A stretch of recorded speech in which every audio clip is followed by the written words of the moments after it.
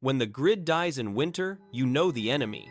You can see your breath, you can feel the shivering, but when the grid dies in a heat dome, the enemy is invisible. It doesn't attack you, it just waits.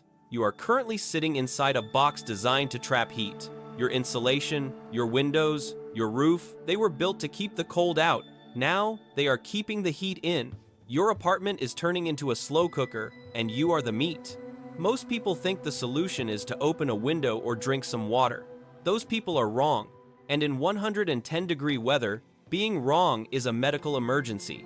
Today, I'm going to show you how to survive a grid-down heat wave using nothing but physics, trash, and the water in your toilet tank. Right now, it is 98 degrees in this room. The AC is off. The fans are dead. For the next 12 hours, I'm going to use 3 laws of thermodynamics to turn this oven back into a shelter. If I fail, I cook. If I succeed, I prove that you don't need electricity to stay alive. You just need to be smarter than the sun. Let's get to work. First, you need to understand how the heat gets in. It's not just air, it's radiation. The sun is blasting your home with infrared energy. When that energy hits your glass window, it passes right through. But when it hits your carpet, your sofa, or your skin, it converts into thermal energy, heat. And here's the trap. Glass is transparent to light, but it's opaque to heat. The heat gets in, but it can't get out. This is the greenhouse effect. Your house is literally becoming a planet Venus. Step 1. Kill the lights. Not the bulbs, the sun. If you have blackout curtains, close them. But curtains absorb heat and radiate it into the room. We need to reflect it. Grab some cardboard, pizza boxes, delivery boxes, whatever you have. Now, grab aluminum foil. This is the only time tinfoil hat paranoia actually works. Shiny side out. You want to create a radiant barrier. This isn't about insulation. It's about reflection. By placing these foil shields in your windows, you are bouncing that infrared energy back into the atmosphere before it can touch your furniture.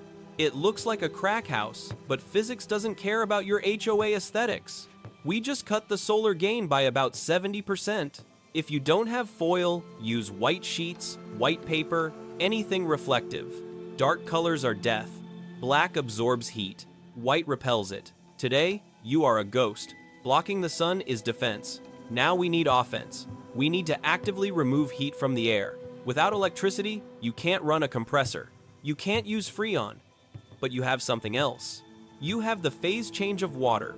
When water evaporates, it turns from liquid to gas. To make that jump, it needs energy. It steals that energy from the air around it in the form of heat. This is the latent heat of vaporization. It's why you sweat. It's why stepping out of a shower feels cold. We are going to build a machine that does this on a massive scale. This is the 0-watt swamp cooler. Here's the setup. You need a source of water and a large surface area.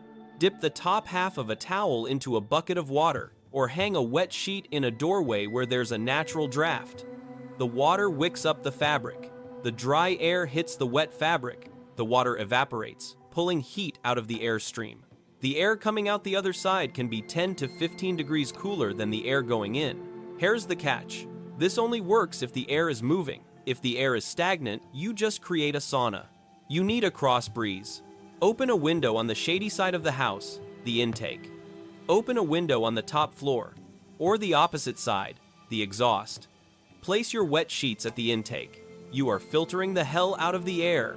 It's not an Arctic blast. It's not 68 degrees, but it's the difference between heat stroke and survival. Let's talk about the machine that matters most. You. Your body is a biological furnace. You generate about 100 watts of heat just by existing. Normally, you dump this heat into the air. But when the air is 99 degrees hotter than your body temperature, physics flips on you.